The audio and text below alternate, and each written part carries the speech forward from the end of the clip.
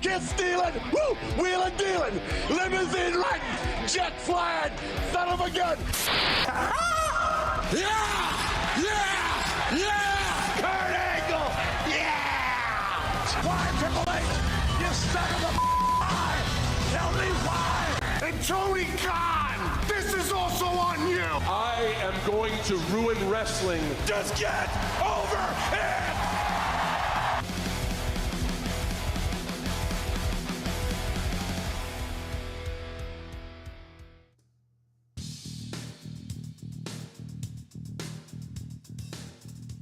What is up? What is up? What is up, ladies and gentlemen?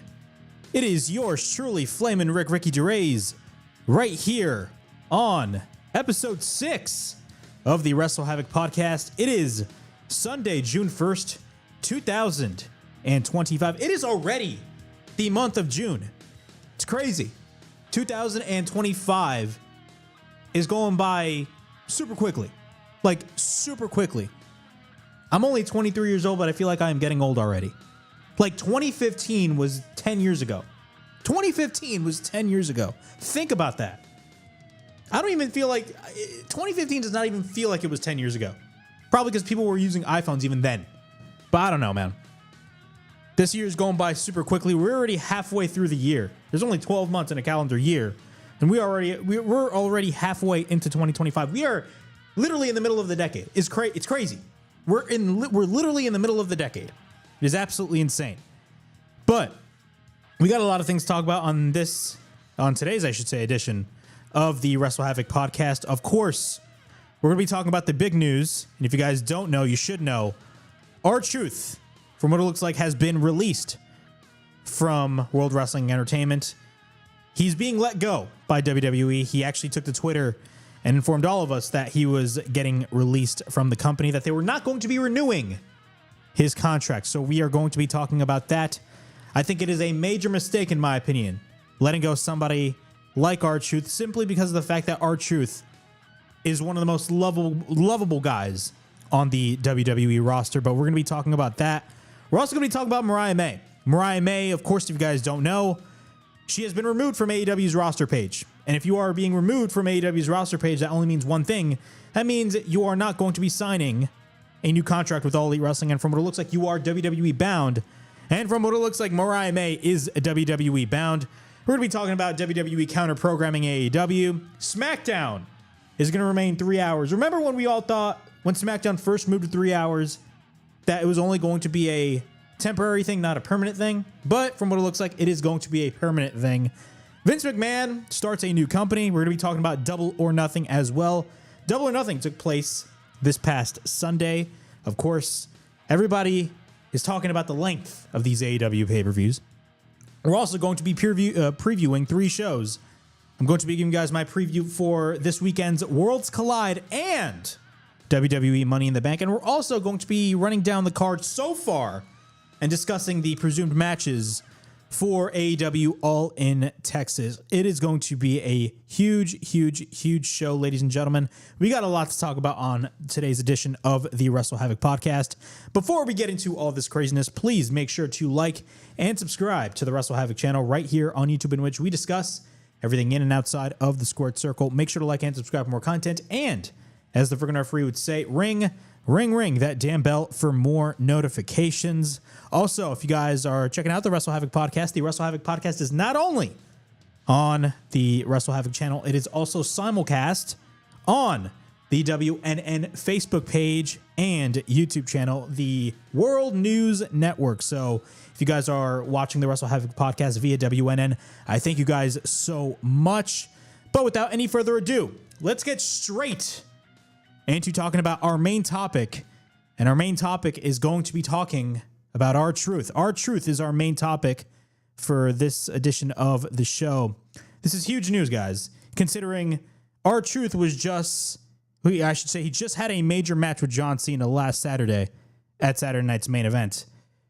Ron the Truth Killings, or Ron Killings, which is his real life name, he took to Twitter and informed all of us that he's getting released from WWE. In a tweet by Ron Killings, he stated, and I quote, I'm sorry to inform you all, I just got released from WWE. I want to thank WWE for the ride, but mostly I want to thank each and every one of you who was along for the ride. Thank you for all the love, support, and appreciation you have given me over the years. Thank you, and a praying emoji. Now, this took the wrestling world by storm, considering everybody loves R-Truth. Everybody, I don't care who you are, loves R-Truth. We all know R-Truth is super talented at what he does, but this came to a shock to a lot of people, including myself. And the reason why I say that is because of the fact that, again, R-Truth just wrestled John Cena this past Saturday at Saturday Night's Main Event. Hell, he even made appearances, I believe, on SmackDown. No, I believe it was either Raw or SmackDown. I actually didn't finish watching SmackDown this past Friday. Number one, I just can't stand watching SmackDown considering SmackDown is a 3-hour show, but that's besides the point. But again, R-Truth literally made an appearance just days ago, like just a couple of days ago. And all of a sudden he's being informed by WWE that he got released from his contract, or WWE is not going to be renewing his contract. They're not going to sign him to a new deal. What are my thoughts on this whole scenario? Number one, this sucks. This sucks. And to me, it's a major mistake on WWE's end, but I will continue to give my thoughts. In an update by PW Insider has been told that Truth's tweet is accurate, that his current WWE deal will not be renewed, and he is exiting. Truth's WWE run dates back to 1999 when he was first signed to a developmental deal. He exited in 2001 and had a nice run with TNA before returning to WWE in 2008, where he turned into one of the company's true utility players, especially when it comes to bringing levity into storylines. He just wrestled John Cena on last weekend's Saturday Night's Main Event broadcast on NBC.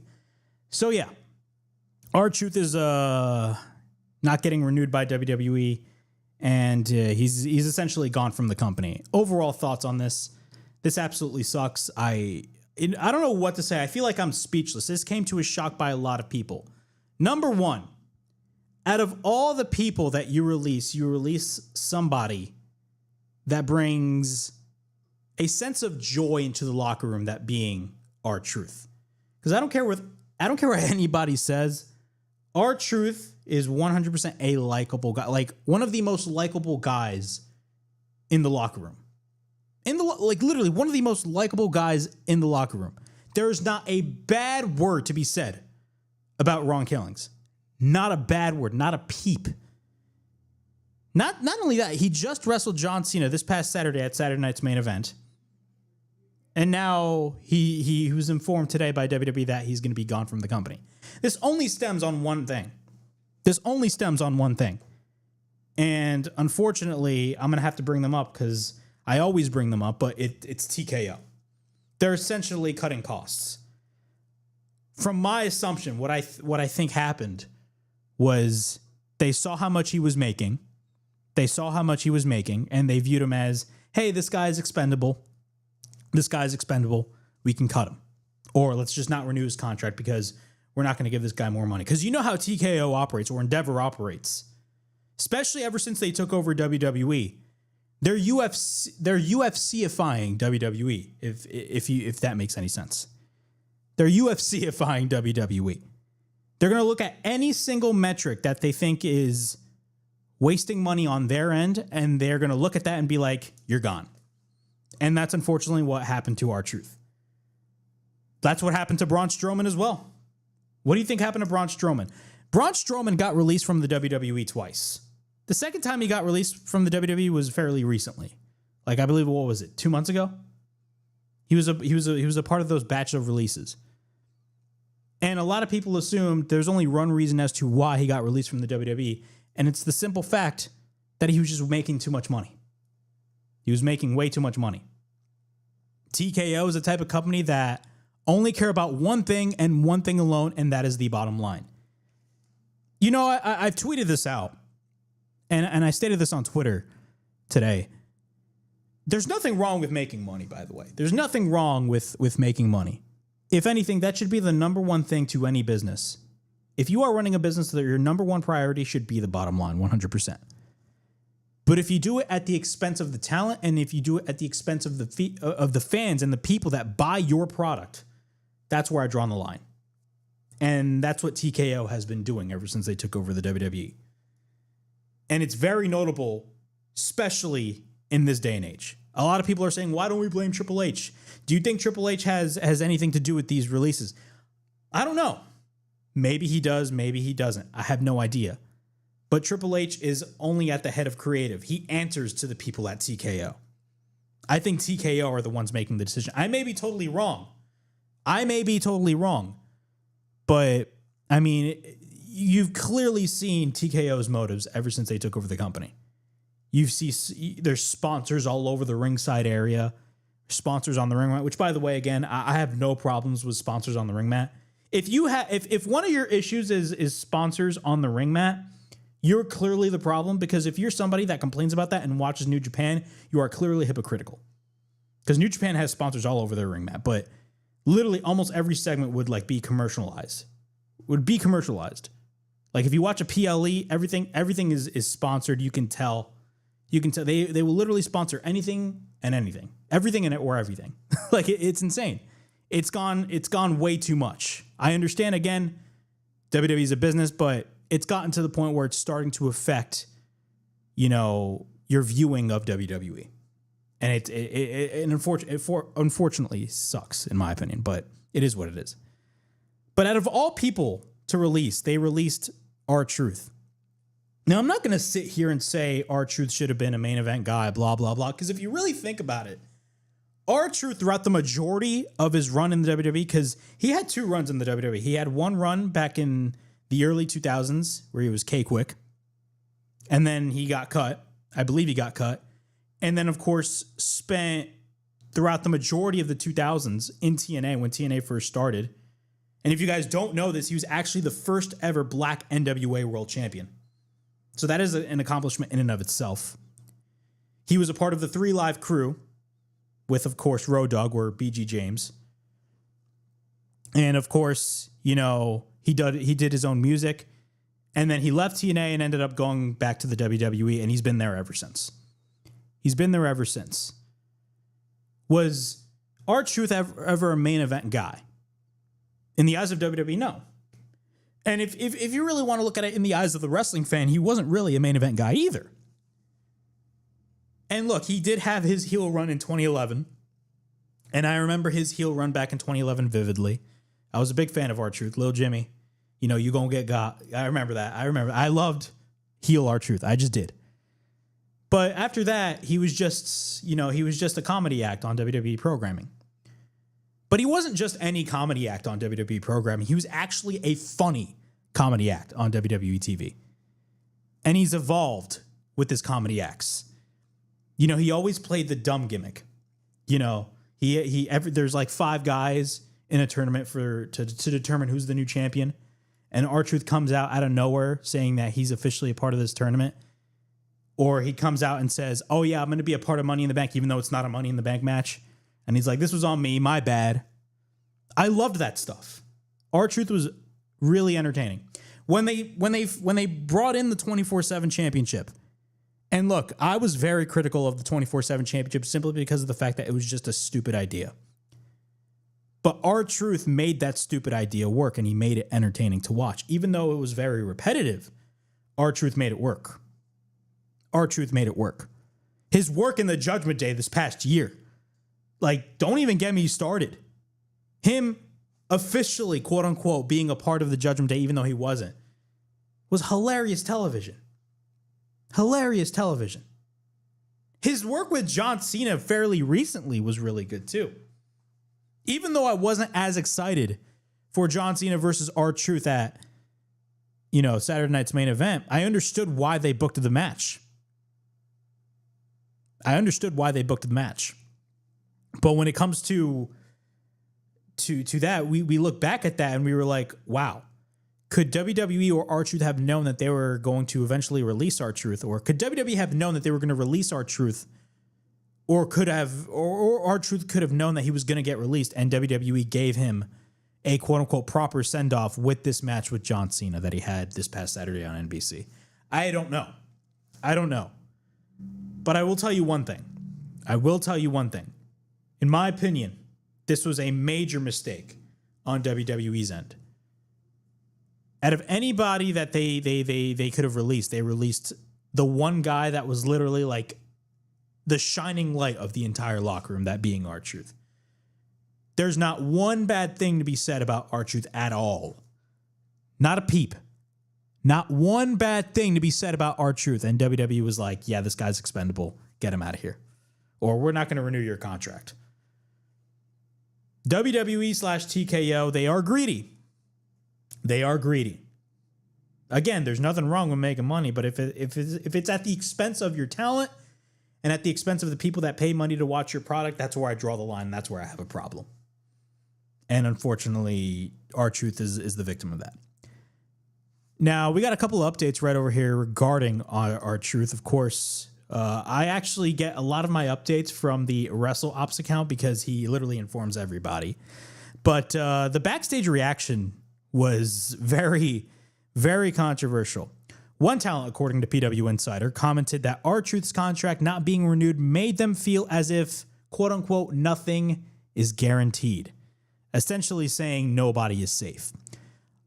Another talent, according to PW Insider, noted that R-Truth's departure made them want to make sure that their next contract with the company was negotiated and locked in, quote unquote, well in advance. Yeah. But I'm going to go back to that comment of nothing is guaranteed. I agree. Nothing is guaranteed when you're in the WWE. The WWE, one moment can take a look at you and be like, man, this guy's a star. But if they're not using you effectively enough, one of those days could come by and be like, you know what? We've used it before, but we're not really doing anything with you. You're expendable. We're going to release you. That's what happens because WWE is a corporate environment. Unfortunately, it is. And it's been that way ever since they first went public back in, what was it, 99 or 2000. They've been a publicly traded company for like well over 20 years. They've been a publicly traded company for well over 20 years. It's always been that way. Always been that way. Unfortunately. Nothing is guaranteed. They could literally chop you right off the block real quick. It's not a game, ladies and gentlemen, when it comes to WWE. Not a game. According to Fightful Select, R-Truth's departure has been met with complete shock and disbelief, with one top talent calling it, quote unquote, total nonsense, and another calling this regime, quote unquote, ruthless. They are ruthless. Number one, this decision to let go of R-Truth is insane and total nonsense, and this regime is very ruthless with the business decisions that they've been making. Totally ruthless. I've always said these people are like they only care about the bottom line and the bottom line, and that is it. They don't care about the talent. They don't care about anybody else. And I'm talking about the people at TKO. I'm not necessarily talking about guys like Triple H because I feel like, again, Triple H or Paul Levesque, whatever you want to call him, he's only in the creative position. I do think he has a say in, what signing or what guy they want to bring from, New Japan or AEW or TNA. And I feel like he does have a say in the talent that he does want to bring in. And I do feel like at some point, but it's only like a small amount, I feel like he does have somewhat, not a lot, somewhat of a say in the talent that they release. But again, he answers to the people at TKO. That's who he answers to. That's his boss. Triple H only focuses on the creative aspect of WWE and the media and the content that they produce.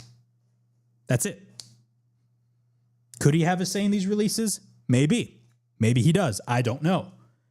But from my perspective, I feel like this is a TKO move in them cutting costs. They saw the amount of money that R-Truth was making, and they were like, I think that is too much money for a guy like R-Truth, for a comedy act on television.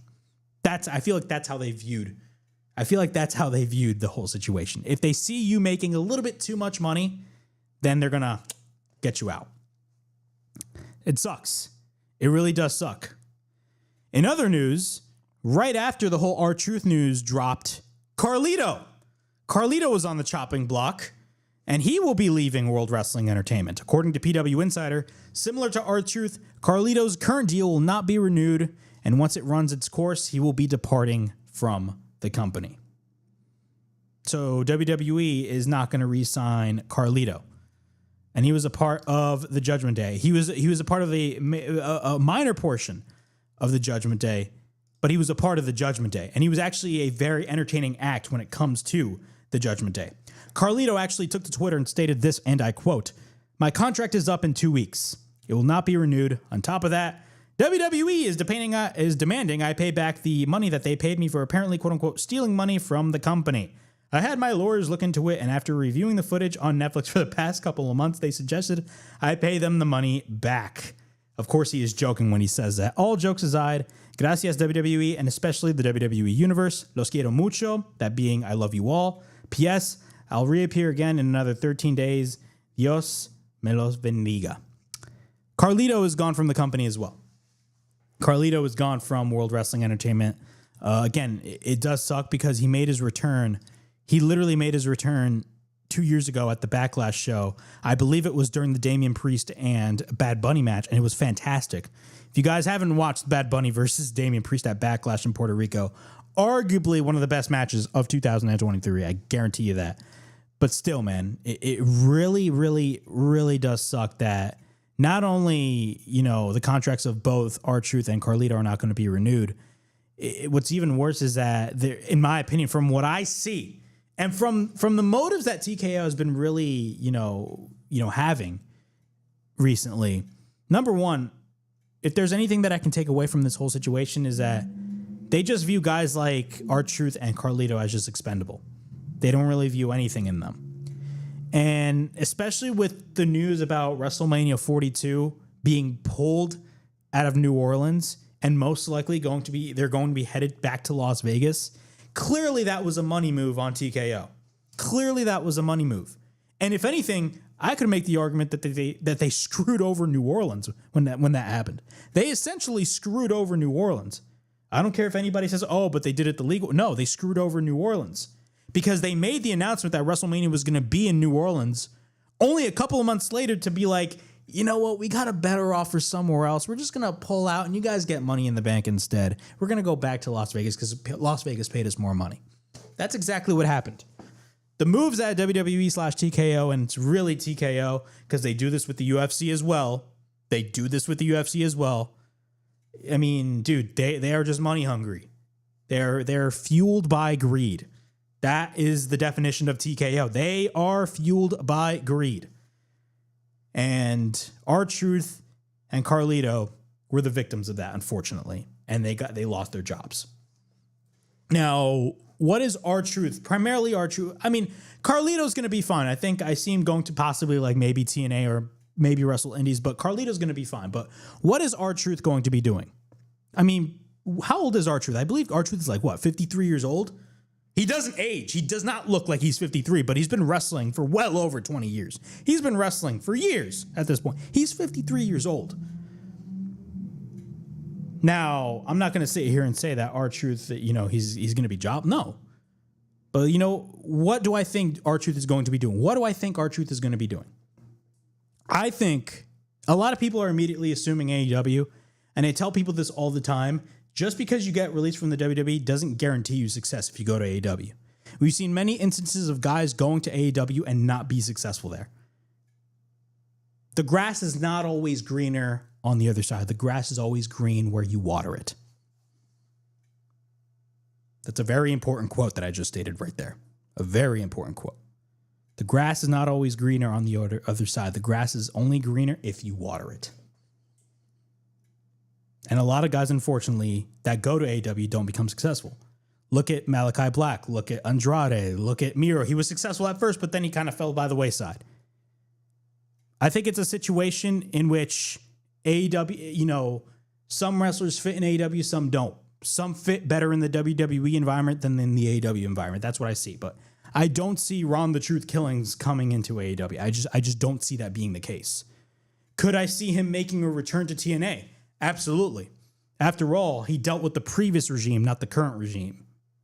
TNA, the management in TNA is not the same management that was in TNA over 20 years ago. It's not. It's a different regime. Anthem is running TNA. But R-Truth could be the perfect fit he could be a perfect fit for TNA. A perfect fit, because it could also be a homecoming of some sorts. It could be a homecoming of some sorts. Or could R-Truth just wrestle on the indies? Because I don't care what anybody says. If R-Truth hits the indies, dude, the guy's going to get booked everywhere. He's going to get booked everywhere.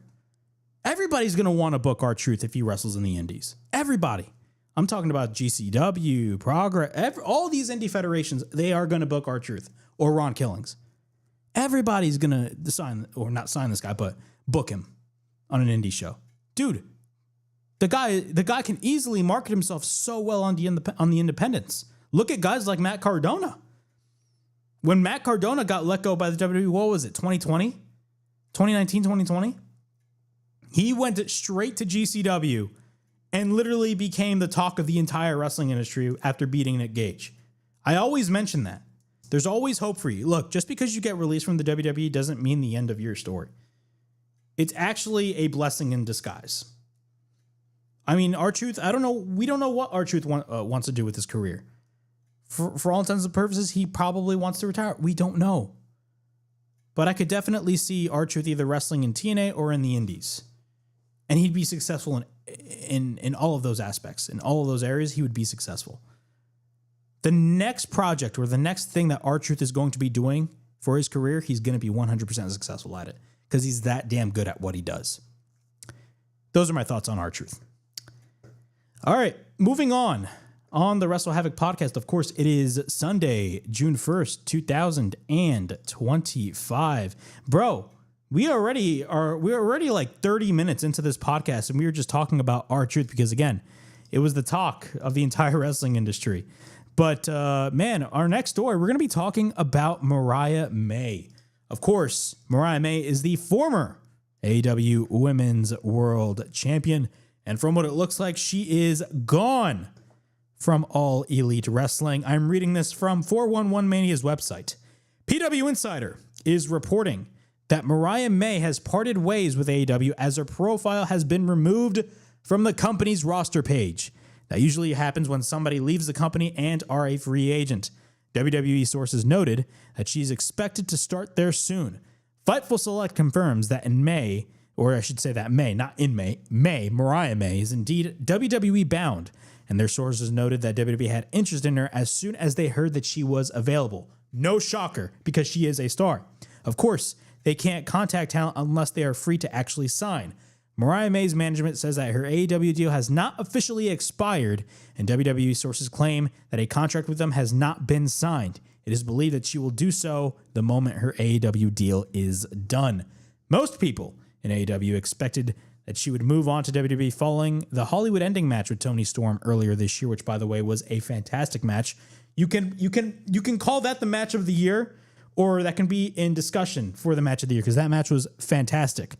But of course, following the Hollywood ending match with Toni Storm earlier in the year at Revolution, the most surprising part of her leaving AEW was that her contract was only for 2 years with no additional option year.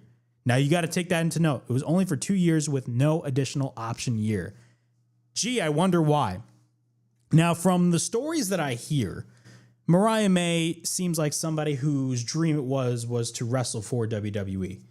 That's the story going around. She's always wanted to go to the WWE. Because if you really think about it, that is the end all be all. The WWE is the industry leader. You know, some people, prefer to wrestle in organizations like TNA or New Japan or AEW. But let's be honest, the WWE is the creme de la creme. It's the industry leader. If you are a wrestler and you are striving not to wrestle at a WrestleMania, I am sorry, but you are in the wrong business. It's like saying you want to be a pro wrestler, but you don't want to be the world champion. It just makes no sense whatsoever. Every single wrestler wants to either A, wrestle for the WWE, or B, be a world champion. Okay? And Mariah May is one of those people. She eventually used AEW to her advantage, and it was a smart business move on her end. Now, before I get into more talk about Mariah May, about, what she's going to be doing next, what were my thoughts on her AEW run? Because she had a very, quick run in AEW. She's been there for a little over a year. But what were my thoughts on Mariah May's run in AEW? Her run was fantastic. For the time that she was there, she used her time in AEW wisely, and they booked her tremendously well.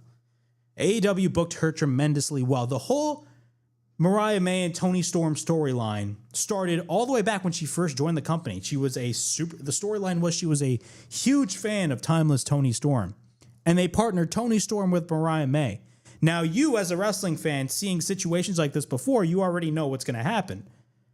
There's going to be the eventual split. Wrestling 101, it always happens. But the storyline was very good. And once she won the Owen, once Mariah May won the Owen, and the angle that they shot with her grabbing the heel and basically just hitting the ending the end portion of the heel right onto the face of Toni Storm, it was a fantastic angle to close off Dynamite last year. And that was when she won the Owen. And of course, it led to her winning the AEW Women's title All In at Wembley Stadium. She won the AEW Women's World Championship at Wembley Stadium in front of 50,000 people. In front of 50,000 people. What a thing to add to your resume, right? Now, her run as the AEW Women's Champion, I'm going to be honest, was kind of forgettable.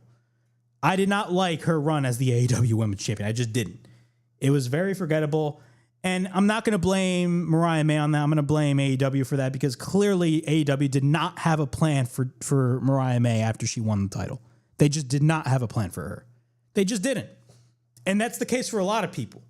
They pushed them to the moon. They pushed them to the moon, and after they won their respective championship, they eventually fall by the wayside, and AEW just has nothing for them creatively. Nothing.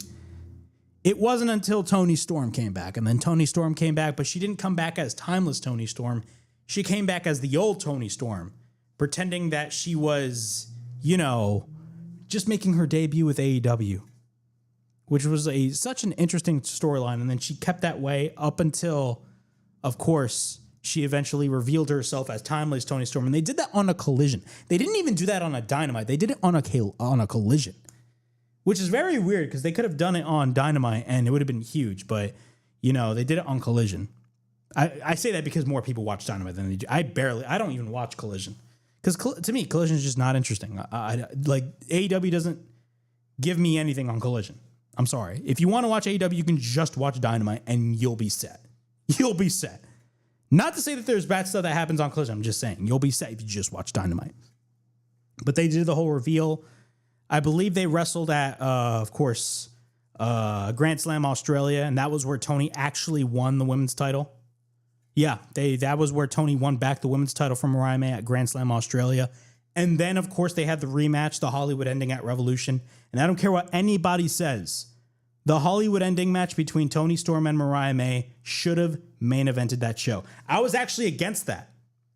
As we were leading up to Revolution back in March, I was actually against them putting that match in the main event, considering you had Adam Copeland versus Jon Moxley, and that was the bigger match.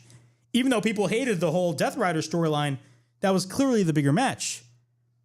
But looking back, the Adam Copeland versus Jon Moxley match was atrocious, and the finish was even worse. I completely changed my mind on that. I'm going to be honest, Mariah May and Toni Storm should have main evented that show. But at the same time, I understand as to why they did not put that match in the main event. And they put it in the middle of the card? Because they knew Mariah May was on her way out, and it's a smart move on AEW's end. It just is. But I don't care but you got to be realistic with yourself. The Hollywood ending match is by far one of the best matches of 2025. And if you want to call that the match of the year, I don't blame you for that either. If you say that Toni Storm versus Mariah May in the Hollywood ending is a match of the year contender or a candidate for match of the year, dude, I will not go against that. I will not go against that because those two women tore the house down. They tore the house down in Los Angeles. They absolutely tore the house down. They stole the show. And it was a bloodbath on a show that had a lot of bloodbaths. But they stole the show. And it was the perfect send-off for Mariah May. The perfect send-off for Mariah May, in my opinion. Just perfect on AEW. Like, literally the perfect send-off. What a way to go out. Even though she lost the match, she worked her ass off in that match. And you can tell. You can tell she worked her ass off. And you can tell WWE was looking at that match and be like, yeah, we're going to sign her. Look at what she did in this match. We're going to sign her. So, yeah, that was her last match in AEW, the Hollywood ending. What a way to go out. But from what it looks like, Mariah May is WWE bound. She's WWE bound. And it looks like once her contract is going to expire and once she becomes a free agent, she is going to be signing with World Wrestling Entertainment. Good for her. Good for her. She absolutely deserves it. She deserves it. If she wants to go to the WWE, let her go to the WWE. Let her go. It's been her dream to always wrestle for the WWE. Take that opportunity. She used AEW to elevate herself. Great. That's what you're supposed to do. Elevate your stock. That's what AEW did for Jade Cargill. That is what AEW did for Ricky Starks. That is what AEW did for Cody Rhodes. WWE signed Cody Rhodes, and that was basically the first major blow to AEW right there. Mariah May is no different. Mariah May is no different. She used AEW as a way to elevate her career, and you cannot blame her for that. Everybody should be doing that. Everybody should be doing that. I don't care who you are. Everybody should be doing that. It is a smart career move. She knows her worth. If you are a wrestler and you do not know your worth, you are in the wrong business. You are in the wrong business. I'm sorry. But Mariah May going to WWE, with all the talk about her potentially signing with WWE, which seems like an inevitability at this point, where is she going to go? Is she going to go straight to the main roster, that being Raw or SmackDown, or is she going to go straight to NXT? I talked about this in my recent video that I uploaded on my YouTube channel. The fan in me really wants her to go straight to the main roster. I really do want her to go straight to the main roster, especially on Raw. I really want her to go straight to, because you can tell Mariah May, like, she's perfect for the main roster. Like, imagine a match between Mariah May and Tiffany Stratton. Like, if she was going to wrestle with Tiffany Stratton, that means she would have to go on the SmackDown roster, but that's besides the point. But imagine a match between her and Tiffany Stratton. That's like the ultimate dream match right there. Just like the ultimate dream match between Jade Cargill and Bianca Belair. Mariah May versus Tiffany Stratton would be the exact same thing. The fan in me really wants her to go straight to the main roster. But if you guys have been paying attention to NXT, number one, WWE called up Julia from NXT. Now she's wrestling full-time on the SmackDown roster. And WWE recently made the announcement that they just called up Stephanie Vaquer. And Stephanie Vaquer is going to be a part of the Raw roster. And it makes total sense for you to split Stephanie Vaquer and Julia, because they were the top two women on NXT. Why are you going to put them on just one brand on the main roster? It'd make more sense to have a little bit of balance. So, like, you have Stephanie Vaquer on the Raw side and you have Julia on the SmackDown side. It makes total sense. That leaves a void, unfortunately. If you're calling up two of your top stars in the women's division on NXT, that leaves a void in the NXT women's division. It just leaves a void. It's the perfect like, Mariah May is the perfect candidate to fill that void for the NXT women's division. Imagine Stephanie Vaquer as the top female on Raw, Julia as the top female on SmackDown, and Mariah May as the top female on NXT. Dude, that's crazy. Three of the best women's wrestlers in the world are, like, at the top of their respective... Bro, it's such a cool thought to think. You know what I'm saying? Mariah May, if you look at it from a business perspective, it makes more sense for her to go straight down to NXT because, again, there is a void to fill in the women's division. I mean, for God's sakes, Stephanie Vaquer just dropped her NXT women's title this past Tuesday on NXT. So, again, Mariah May is WWE bound, and from what it looks like, she's probably going to be going to NXT. And NXT is the perfect spot for Mariah May. The perfect spot. I mean, you still got Jordynne Grace there. Like, bro, imagine a match between Mariah May and Jordynne Grace. That'd be something. I'd be excited about that. I don't care what anybody says. I'd be excited about that. Not only that, Mariah May clearly looks like a star. Clearly looks like a star. You can market around Mariah May 110%. 110%. That's what I see happening. But from what it looks like, Mariah May has gone from the AEW roster. She's no longer going to be a part of AEW. She had her run in AEW. She had a great run in AEW. For the amount of time that she was there, she had a phenomenal run in All Elite Wrestling. But from what it looks like, she's going to be leaving AEW and she's going to be WWE bound, and she's going to be signing with WWE once she becomes a free agent. All right, before we continue on with the WrestleHavoc podcast, of course, please make sure to like and subscribe to the WrestleHavoc channel right here on YouTube, in which we discuss everything in and outside of the squared circle. Make sure to like and subscribe for more content. And as the friggin' referee would say, ring that damn bell for more notifications. Of course, if you guys are watching the WrestleHavoc podcast, it is episode 6 of the WrestleHavoc podcast. It is Sunday, June 1st, 2025.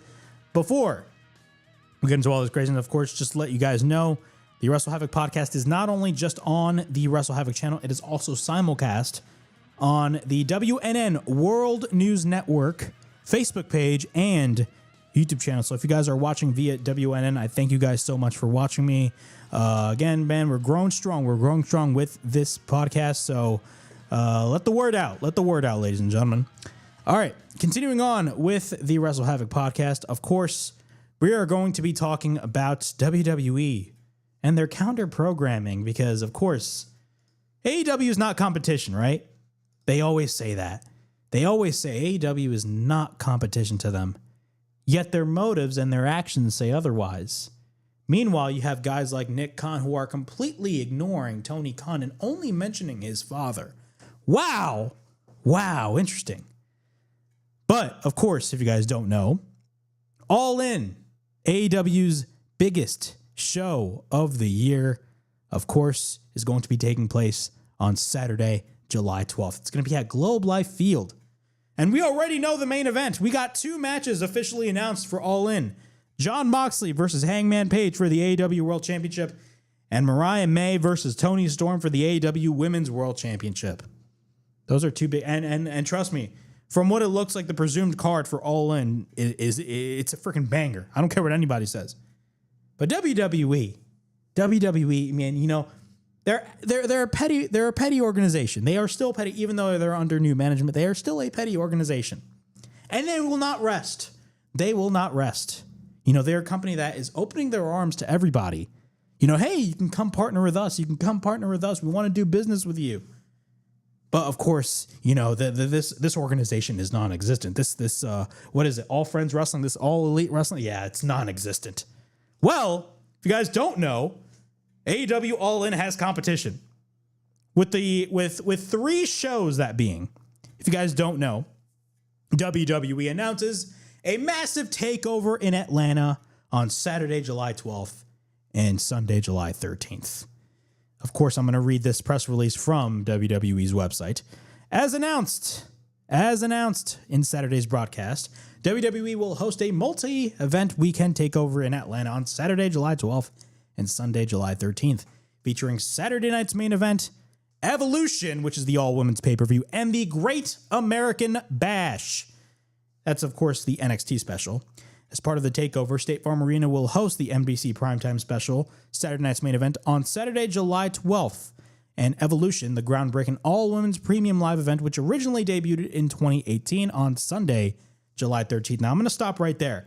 The original rumor was that Evolution was actually going to go head-to-head with All In, because if you guys don't know, AEW moved the start time from All In, I believe, from 8 p.m. to 3 p.m., knowing that if they stayed at the start time of 8 p.m., they were going to go head-to-head with Saturday night's main event. And you really don't want that. It's just a bad look, especially if it's your biggest show of the year. And there was a lot of talk of WWE potentially counter-programming AEW All In with the all-women's show Evolution 2. But from what it looks like, that is not going to be the case. Evolution is actually going to be taking place the next day. Additionally, the Great American Bash will emanate from Center Stage Theater, formerly the home of WCW Saturday Night, on Saturday, July 12th, prior to Saturday night's main event. So, even though AEW moved All In Texas from 8 p.m. to 3 p.m., they're still going to go head-to-head with the WWE show, and they're going to go head-to-head with the Great American Bash. Additional information regarding individual tickets for Saturday night's main event, Evolution and the Great American Bash, will be announced on a later date. And, of course, they talk about all the ticket information. What are my thoughts on this, man? What are my thoughts on this? WWE is going to do what WWE wants to do. And there's nothing that can change their motives. I don't care what anybody says. There's nothing that can change their motives. And unfortunately, it sucks. It really does suck, but it is what it is. But in my opinion, I will say this. I think it's very hypocritical on WWE's end to like open their arms to all of these other different organizations. Because if you noticed, partnerships are running rampant between both WWE and AEW. Like ever since AEW started the whole concept of, hey, let's partner with Impact Wrestling, let's partner with this, let's partner with that, let's partner with New Japan.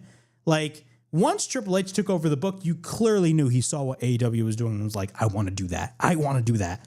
I guarantee you Triple H is still salty about AEW, quote unquote, I don't really think that's the case, but quote unquote, killing his version of NXT, because that's what happened. But if you really think about it, it was realistically Vince McMahon who killed Triple H's NXT. In a messed up way, by the way. In a messed up way. But that's another story for another time. But it's very hypocritical on WWE's end, considering they're making all these different partnerships with TNA, Pro Wrestling Noah. They purchased 51% of AAA, and the deal's going to be done by the end of the third quarter. Like, bro, they're making partnerships left and right.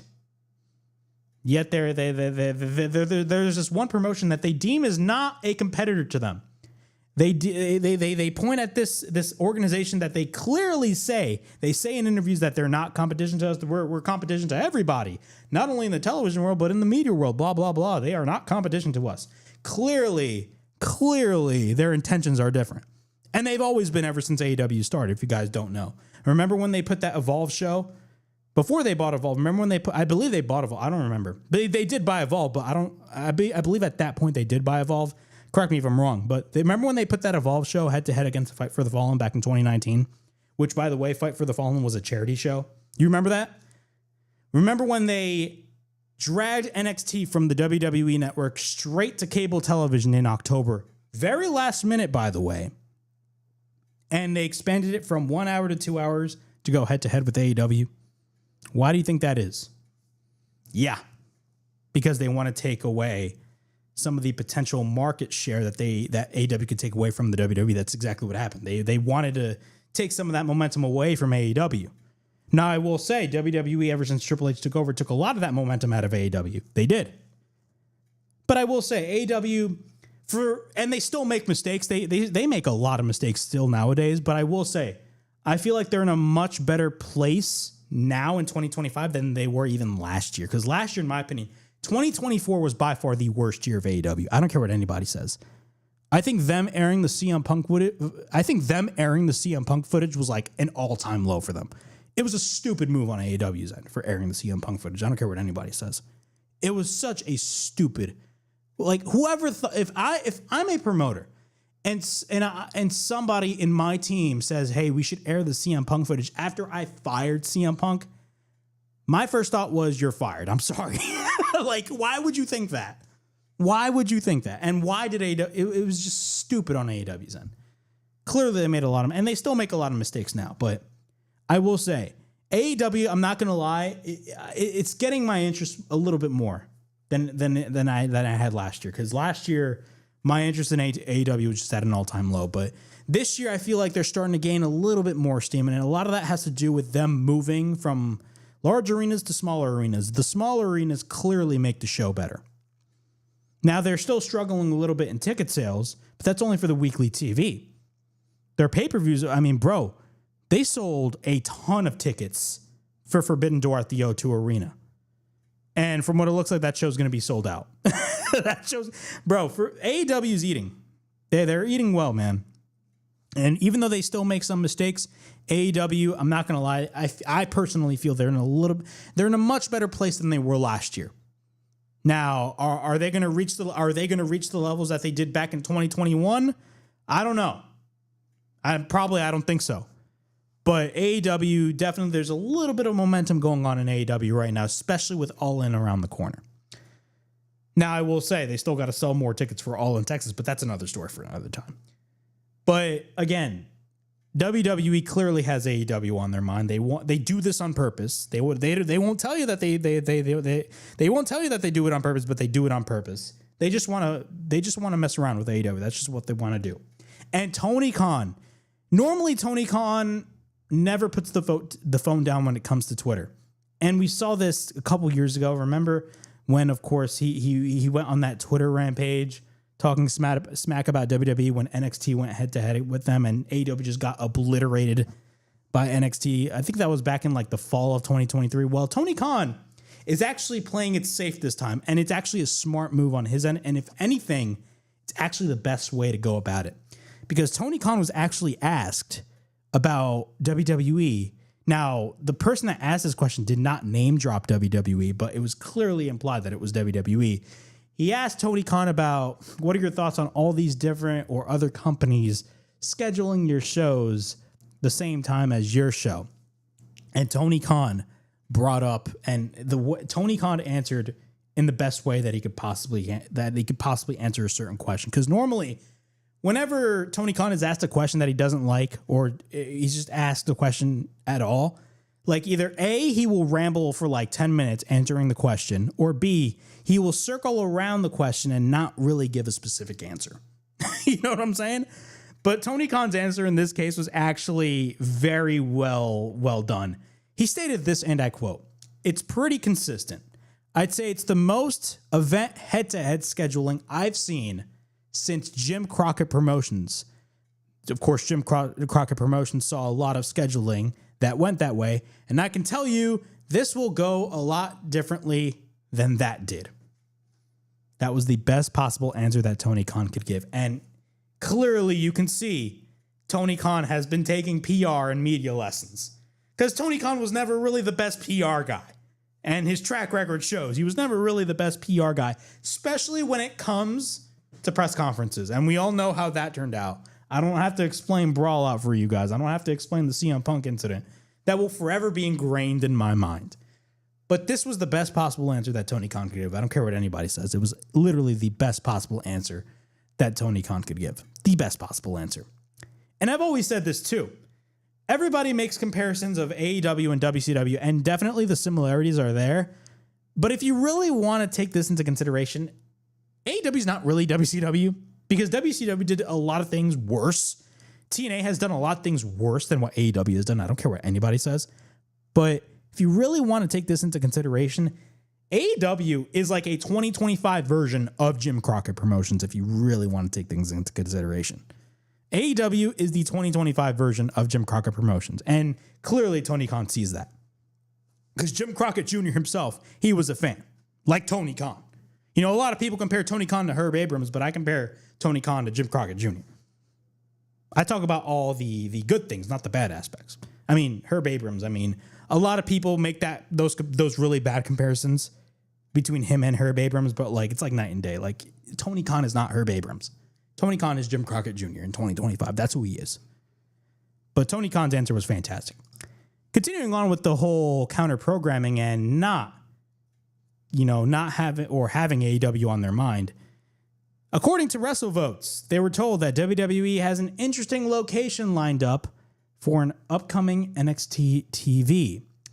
Tuesday, August 19th at the 2300 Arena. Now, why is that so special? Well, AEW actually, I believe a couple of weeks ago, announced a residency. They will have a residency at the 2300 Arena in Philadelphia. If you guys don't know, the 2300 Arena is the former ECW Arena.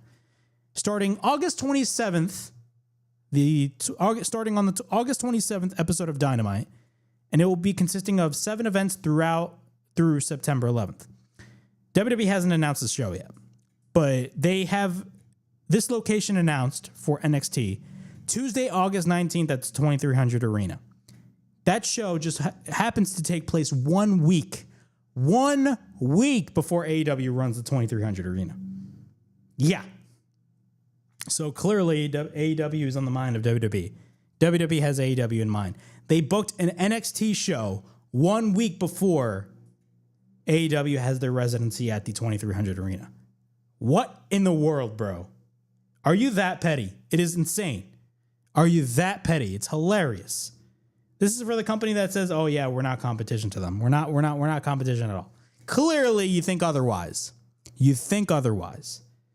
It's just an embarrassment, in my opinion, but it is what it is. All right, moving on. Continuing on with the WrestleHavoc podcast, we're going to be talking about SmackDown for a little bit. SmackDown, of course, SmackDown by far, I don't care what anybody says, is the worst wrestling show of the week.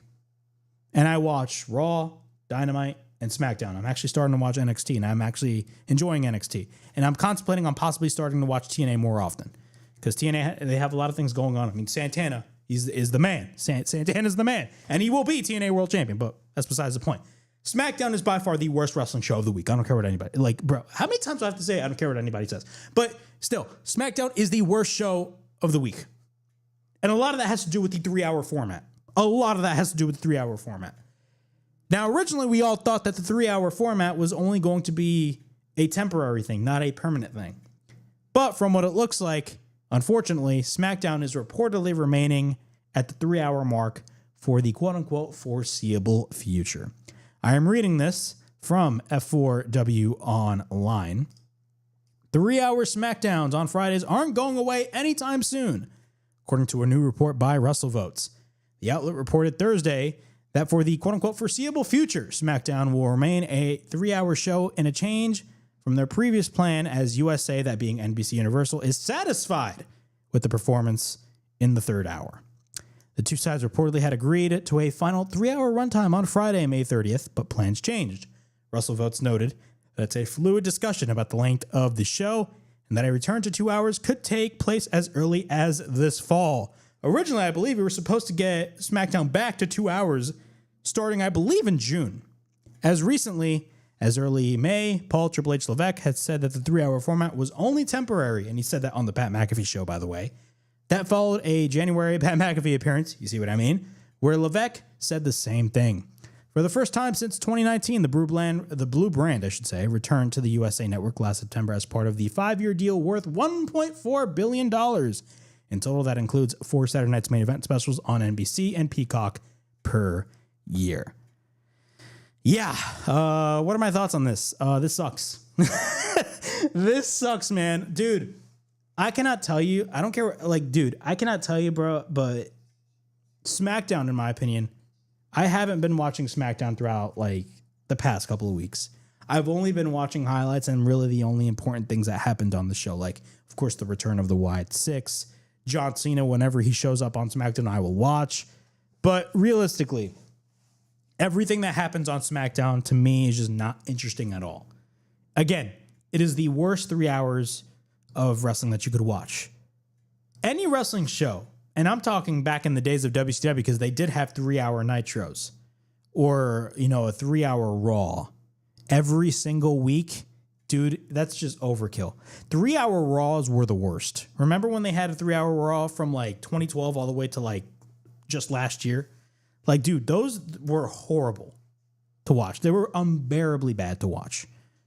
Unbearably bad. And I'm talking about 2018, 2019, 2020, 2021. Those were bad years. Ever since SmackDown went to 3 hours, the quality started to dip. The quality is just not there. It's just not there. A 3-hour weekly wrestling show is just not good. Not to mention, bro, we're going to have a 4-hour episode of AEW Dynamite this Wednesday. 4 hours. And we're also going to have another 4-hour block of AEW next week. We're going to have 2 4-hour back-to-back blocks of AEW Dynamite. And on top of that, if you watch Raw, if you watch SmackDown, hell, if you watch NXT, if you watch TNA, imagine if you watch all that content. Dude, what is wrong with you? Bro, I can't watch. I just can't. It's unbearably bad. I cannot watch SmackDown. I only watch the important parts of the show, but I cannot watch SmackDown. And a lot of that has to do with the 3-hour format. It just drags. It drags, bro. I can't stand to watch 3 hours of SmackDown. I just can't. I'm literally on my phone to see, to check on the time. To literally check on the time. I'm it's 9 o'clock and I'd be oh, what time is it? Oh, it's only 9:20? It felt like an hour. It's only 9:20. And I have to wait. I have to watch the show until 11 o'clock? Yeah, not for me. But SmackDown as a show has dipped in quality ever since it went to the 3-hour format. It's suffering the same fate that Raw did for all of those years, unfortunately. And it sucks. And we're going to be getting more 3 hours throughout the majority of the summer. And most likely the 2-hour SmackDowns will return in the fall.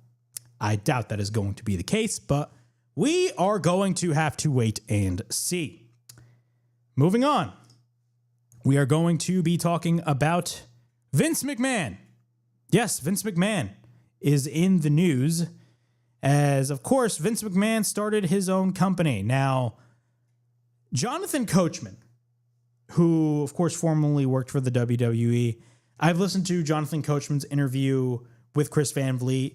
Jonathan Coachman, for all the stuff that people talk about when it comes to Jonathan Coachman, Coachman clearly has, knowledge of the business. He clearly does, and you can't deny it. But he made a comment, and it blew up all over the news when it comes to wrestling, that Vince McMahon wants to buy WWE back from TKO. And a lot of news outlets were reporting that as news. According to Jonathan Coachman, Vince McMahon wants to buy WWE back from TKO. I'm sorry, but that is not news. You want to know why that is not news? It's because Jonathan Coachman, with all due respect, is not a reliable source for wrestling. He is just a guy that is just giving you his opinion. An opinion to me is not news. That is not news. So why is everybody reporting this as news? I don't understand why. But everybody was like, oh my God, Vince McMahon wants to buy back WWE from TKO, and everybody was celebrating it. I'm like, what world do we live in? What world? I see these tweets on social media saying Vince McMahon is better than TKO. Can we all just agree that both were horrible? Why are we comparing the two? And why are people advocating to want Vince McMahon? Why are people wanting Vince McMahon back? I don't understand that mentality. Vince McMahon is almost 80 years old. Why do you want this guy back? Everybody's comparing TKO and Vince McMahon. Oh my God, Vince McMahon is better than TKO. Bro, both are equally just as bad. Both are just as bad. Why are you comparing the two? Why are you comparing the two, and why do you want Vince McMahon back? Are you kidding me right now? Dude, the delusion on some fans is insane. I swear to God, wrestling fans are some of the worst bits of fans in the entire world. I don't care what anybody... it's just bad. Why? Why do you want this guy back? Not to mention, if you want Vince McMahon back, you are clearly asking for a PR disaster. That's what you want. But I digress. All right, moving on. Vince McMahon's new company is called 14th and I, focusing on sports, media, and entertainment. So I'm reading this from WrestleHavoc.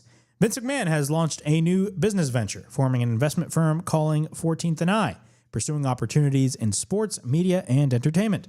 Public filings show McMahon registered 3 limited liability companies in Connecticut on September 20th, 2024. Of course, having 3 separate LLCs may be a way to keep different parts of the business, like owning assets, managing investments, and running operations legally and financially separate. All 3 entities were formed in Delaware and list the same Stamford, Connecticut address as the principal office. McMahon, the former CEO and chairman of WWE, is named as the managing member of at least 2 entities, while 14th and I Holdings is listed as a member of others. Of course, Brad Blum, a former WWE executive and longtime ally of McMahon, is the president of 14th and I, according to Blum's verified LinkedIn profile. 14th and I is a private investment firm focused on the sports, media, and entertainment sectors, is how Blum's profile describes the company. We are disciplined, flexible, long-term capital and strategic partner, primarily targeting buyouts/majority deals, as well as a selective growth-oriented minority investments. We seek partner with and empower exceptional management teams, providing deep expertise, capability, and relationships to help drive significant long-term value. The firm's name appears to be a reference to a location of historical significance for McMahon and WWE. A 2006 article on WWE.com noted that the Capital Wrestling Corporation, the predecessor to WWE, was headquartered at the corner of 14th and I Streets in Washington, D.C., around the 1950s and 1960s, when the company was led by McMahon's father, Vince Sr. They have contacted McMahon's representatives before publishing the story, but they did not provide any comment. So we don't know primarily this is going to be a firm, this is going to be an agency to negotiate deals and stuff. I don't think this is going to be a wrestling organization. I know a lot of people have been talking about that. If it was a wrestling organization, let's be real with ourselves. If Vince McMahon started a wrestling organization, yeah, he would have the contacts, but at the same time, I feel like it would fail immediately. And the reason why I say that is because, again, who is at the helm of this quote-unquote new wrestling organization? It would be Vince McMahon. And Vince McMahon, again, as I've stated earlier, is a PR nightmare. he is a PR disaster. It just is what it is. He is a PR disaster, and a lot of the stuff that came out about Vince McMahon are just disgusting. It's disgusting. So it's not a wrestling organization. I feel like a lot of people are just stuck in the wrestling bubble and don't watch any other media. Like, I tell wrestling fans all the time, especially when I look at their tweets, like, bro, is wrestling all you watch? Like, I would tell some of these people, like, bro, like, watch shows like The Sopranos. Well, watch something else. Holy crap. You know what I'm saying? But Vince McMahon is not starting a new wrestling. It's just completely unrealistic. You cannot compete with WWE or TKO. Maybe AEW, but clearly, I don't care what anybody would say, like, AEW would chew them out of the water. Simply, I mean, come on. Really? Why? It's just a dumb idea. Vince McMahon is not starting a new wrestling organization. This is just clear. What this clearly is just an agency, a firm where things are able to get done and deals are able to be made. That's what I see happening. But from what it looks like, Vince McMahon started this new organization, and it's an investment firm. That's what it is. And we don't know any more information regarding the whole ordeal, but that's what Vince McMahon seems to be doing. You know, it's crazy. Vince McMahon sold to Endeavor. He sold WWE clearly to Endeavor because he wanted to remain in power, not realizing that, again, he missed some payments to Janelle Grant. And, of course, she came out with the whole lawsuit back in January of 2024. And it shocked the entire wrestling world to the point where Vince McMahon was booted out of TKO. Yeah. And ever since then, Vince McMahon has been blackballed from World Wrestling Entertainment and TKO, and rightfully so. I don't care what anybody says. Vince McMahon, especially in those last 4 years, was a cancer to World Wrestling Entertainment. Moving on.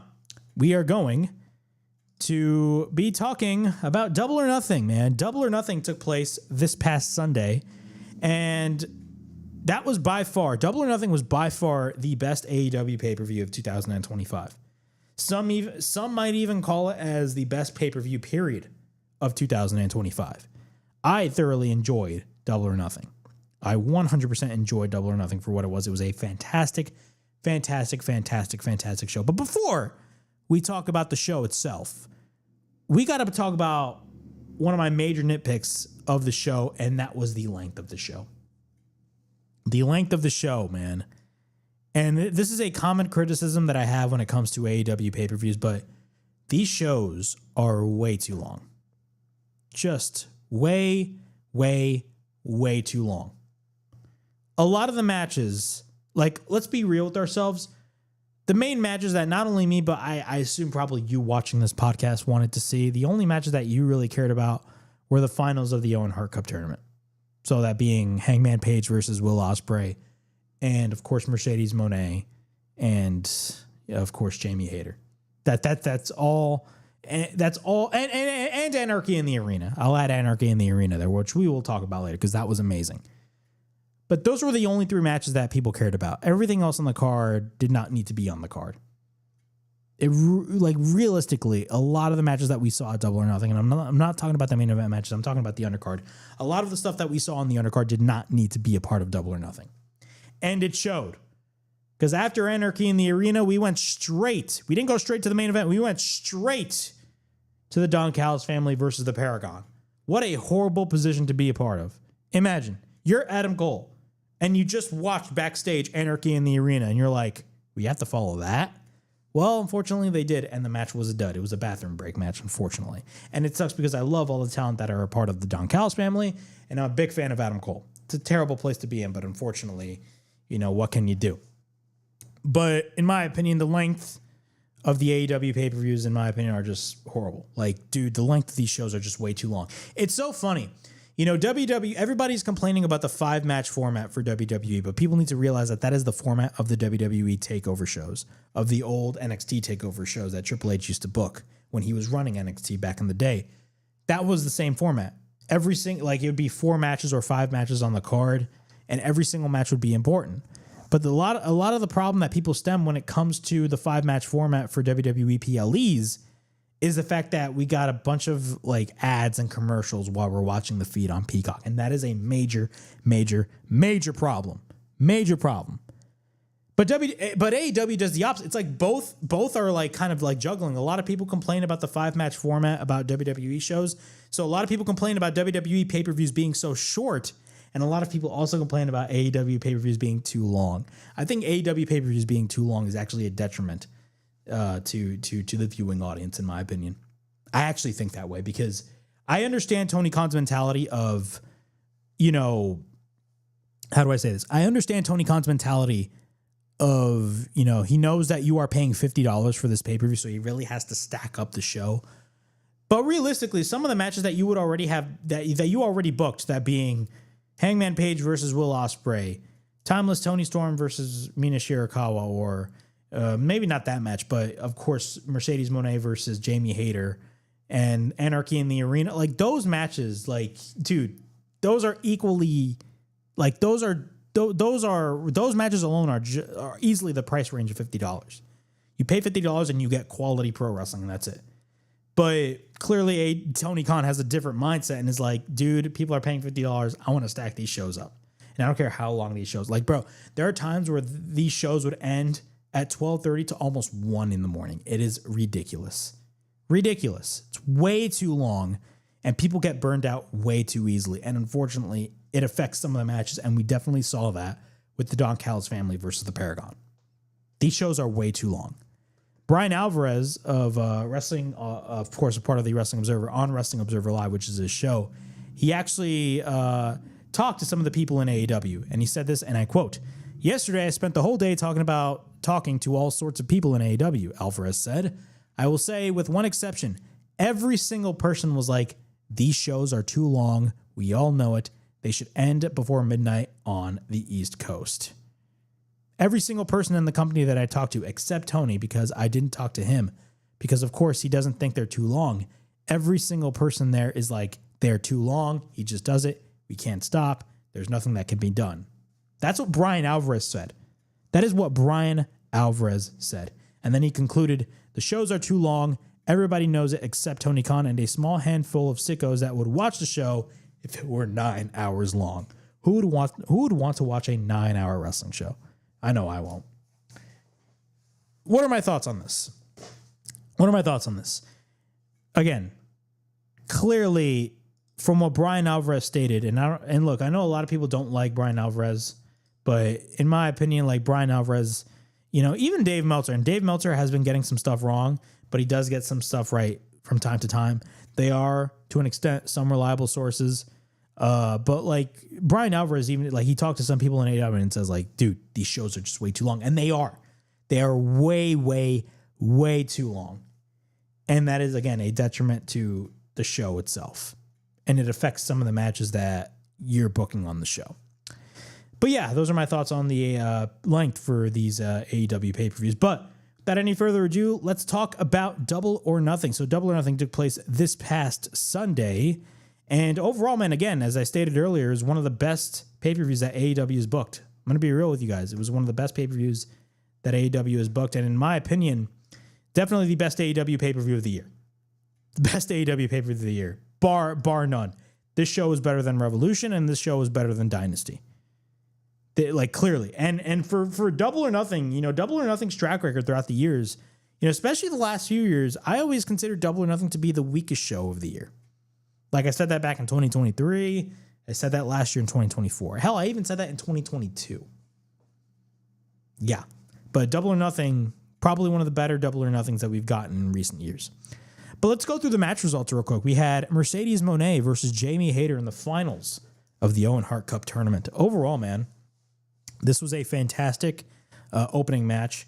Jamie Hayter, I've been very critical of the way that AEW's been booking Jamie Hayter ever since she returned. I mean, for God's sakes, AEW literally had Jamie Hayter returned on the pre-show of All In last year. Like, why would you have Jamie Hayter return on the pre-show? It just makes no sense, but that's just my opinion. But a lot of people wanted Jamie Hayter to win. I included. I really wanted Jamie Hayter to win, but let's be real with ourselves. This is by far probably one of Mercedes Moné's best matches since joining AEW last year. And Mercedes Moné and Jamie Hayter definitely tore the house down. And it was definitely fitting for an opening match, especially for the Owen Hart Cup tournament. Mercedes Moné abruptly got the win against Jamie Hayter. And I didn't really like the finish of the match, but I understood why they had Mercedes Moné go over instead of Jamie Hayter. Personally, I would have wanted Jamie Hayter to go over because we all know Mercedes, like, let's be real with ourselves. Throughout the majority of the Owen Hart Cup tournament, and right after Mercedes Moné wrestled Athena in that amazing match, and they had Toni Storm show up on the crowd and on the rafters, everybody knew that AEW was going to lead towards Mercedes Moné versus Toni Storm at All In. It was bound to happen.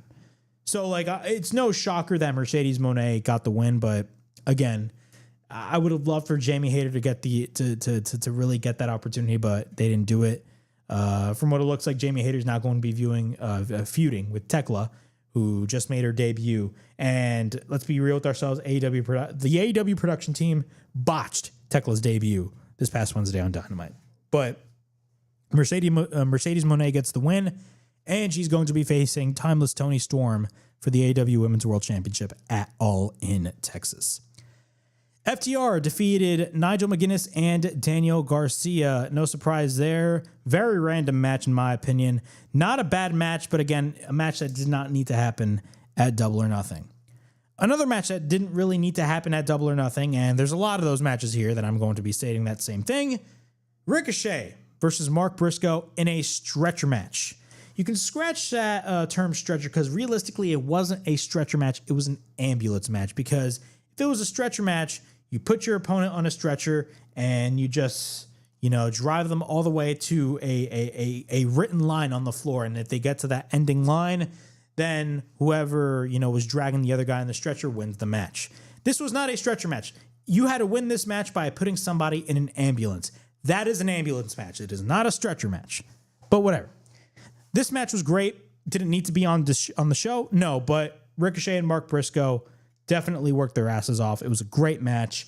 Ricochet, I don't care what anybody says, Ricochet is doing the best work of his career. Oh, but he's losing matches. Who cares?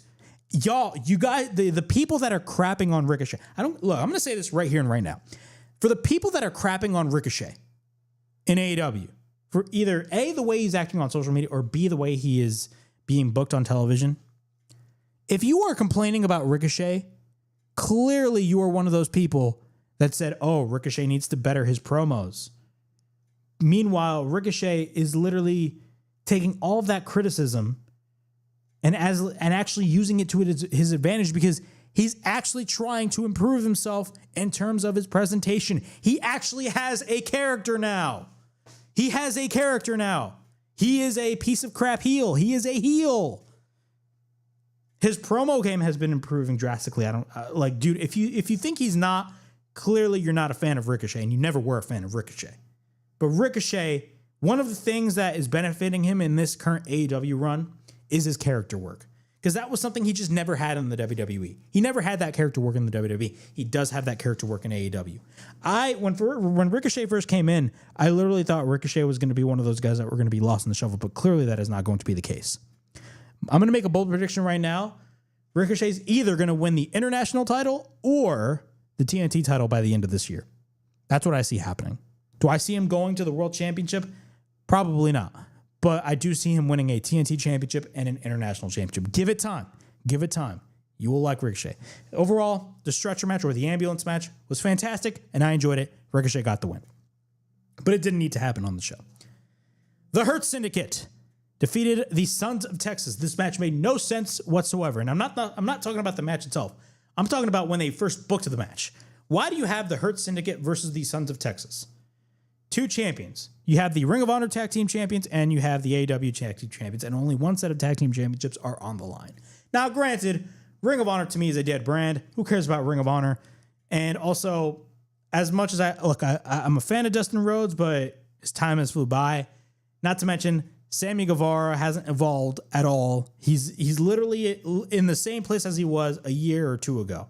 Literally in the same place. Sammy Guevara has not evolved whatsoever. But this match was not bad. And the main story of this match was, of course, the chemistry that the Hurt Syndicate had, that being Bobby Lashley and MJF. And from what it looks like, MJF and Bobby Lashley are cool now. And we clearly saw that in the finish of this match. The Hurt Syndicate defeated the Sons of Texas. Kazuchika Okada taking on Speedball Mike Bailey for the AEW Continental Championship. This match was off the chain. I'm a big fan of Mike Bailey. I've seen him wrestle live. He is unbelievable. Kazuchika Okada, a lot of people are complaining about Okada's current run with AEW. I don't blame you because it's not really the same Okada that you or we saw in New Japan. Like, this is a completely different Okada for like an American audience.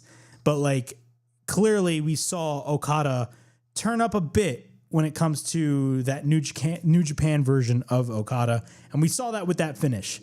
That finish was fantastic. And I posted my reaction on social media about, of course, Speedball Mike Bailey wanting to do that shooting star press. He actually goes for the shooting star press, but Okada counters with that dropkick, then hits the Rainmaker out of nowhere, gets the 1, 2, 3. That was a fantastic finish. That is the Okada that everybody wants to see. That is the Okada that everybody wants to see. And it was obvious that Okada was going to retain the Continental Championship. It was clearly obvious. Like, if you thought Kazuchika Okada was going to lose the Continental title, you're clearly out of your mind because, of course, AEW is building towards Kenny Omega versus Kazuchika Okada at All In. That's one of the rumored matches right now, and it's obvious that it's going to happen. AEW already has made teases for Okada versus Kenny Omega. It's bound to happen. It's bound to happen. So Okada retains his Continental title. Now, we don't know. Once Okada versus Omega happens, we do not know the whole stipulation because it's going to be a title match, but is Kenny Omega going to be the international champion once he gets to All In? Is Okada going to be the Continental champion once he gets to All In? Or are they going to unify both titles? We do not know, but I think it's obvious. Of course, Okada retained his title. Timeless Toni Storm versus Mina Shirakawa for the AEW Women's Championship, of course. I believe this was a rematch from Forbidden Door last year. I wasn't really that interested in this match. I'm going to be honest. It was not a bad match, but I wasn't really as interested. But obviously, Toni Storm was going to retain because clearly they're not going to book Mina Shirakawa and Mercedes Moné at All In. Toni Storm versus Mercedes Moné is clearly the bigger match, and it would only make sense for Timeless Toni Storm to retain. So Toni Storm retained the title. Anarchy in the Arena. See, I want to talk about this. Anarchy in the Arena is one of my favorite concepts in AEW. It's a simple concept, but to me, it's a concept that I just identifies with AEW. Like, you don't see matches like Anarchy in the Arena in WWE. You just don't. Like, matches like this, matches like Anarchy in the Arena make AEW stand out from anybody else. Literally, it literally makes them stand out. But man, this match was insanity. Pure insanity. And easily the best Anarchy in the Arena that AEW's ever produced. AEW, man, when it comes to Anarchy in the Arena, it's one of those matches that AEW always tops themselves. Like, they always tend to top themselves when it comes to Anarchy in the Arena. Always tend to top themselves. Like, every single Anarchy in the Arena that happens is always better than the last one. And I feel like that's going to be a continuing trend as we get, to later years when it comes to this match. But Anarchy in the Arena to me signifies what AEW is all about. The alternative. And this embodies what an alternative should be. The fact that they would have music playing. Like, I remember back in 2022, they had, of course, what was it? They had Wild Thing play. Then last year they had, of course, what was it? Last year they had Final Countdown play during Anarchy in the Arena. This year they had two songs playing. The first song they had playing was I'm So Excited. And of course, if you guys don't know why they played that because, of course, that was the theme song for Dynamite, for the first Dynamite of 2025. But a lot of people hated that theme song. So they kind of wanted to make fun of that idea. But then when Kenny Omega had the microphone and he's like, let's play some 2000s. And this guy plays Drowning Pool, or this guy plays Let the Bodies Hit the Floor by Drowning Pool. Dude, the place went crazy. It was like a whole concert. I've always said this. I don't go to concerts, even though I listen to rock. I don't really go to concerts, but wrestling shows are the equivalent to rock concerts to me. And this match felt like a rock concert. When they played Let the Bodies Hit the Floor by Drowning Pool, dude, the place went nuts. The place literally went nuts. The whole crowd was standing up, going crazy, and singing all of the lyrics from Let the Bodies Hit the Floor, or Bodies by Drowning Pool. It was insane. Crazy. The fact that AEW or Tony Khan was willing to pay money to license that song for this match, dude, Tony Khan is goated. And that's not me kissing his ass. That's just me telling the truth. That is GOAT status. I don't care what anybody says. That was awesome. That was awesome. And they played that song for like 5 times. They played Bodies by Drowning Pool like 5 times in a row. It was crazy. Now, normally, Anarchy in the Arena has a track record of having the heels go over, but in this case, the babyfaces actually went over. Swerve Strickland, Kenny Omega, Willow Nightingale, and the Ops won Anarchy in the Arena, as they should. As they should, because nobody wants the Death Riders to win. Nobody. But Anarchy in the Arena was fantastic. Easily one of the best matches that AEW has produced. Anarchy in the Arena, again, embodies what AEW is all about. The alternative. The alternative. You will not see a match like this on WWE programming. I am sorry. AEW WWE is just not cool like that. I mean, they're cool, but like, they're not as cool as this. Moving on. We had one match that definitely did not need to take place on this show, and clearly it was a death sentence for this match. From the moment they announced this match after Anarchy in the Arena, everybody was like, oh my God, we got another match. Can we just go straight to the main event? What a horrible position to be in. The Don Callis family versus the Paragon in a trios match. The Don Callis family got the win. End of story. This was the bathroom break for everybody, including myself. I did not pay attention to this match whatsoever. And it sucks because I love all of the talent involved in this match. But you got to understand.